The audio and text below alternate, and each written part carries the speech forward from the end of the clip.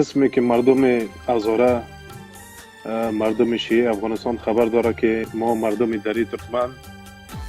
در هر لحظه در هر شرایط در کنار مردم خود ایستاد بودیم. چی در زمان غرب کابل همراه استاد شهید رهبر ما مزاری، چی از نگاه مالی، چی از نگاه جانی، همیشه در صحنه بودیم و از مردم خود دفاع کردیم. یک چند روز میشه که یک کاروان از طرف دری ترکمن حرکت کرده در بیسود، اونجا فعلا هستن.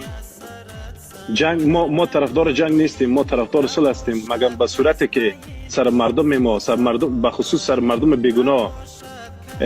رگبار شوه، مردم در روز روشن یک دولت که مردم بیگناه را میکشه، اگه این رقم قرار باشه، ما آمده هستیم که تا آخرین قطره خون خود، تا آخرین نفس خود در کنار مردم خود بانیم. قهرمان مردی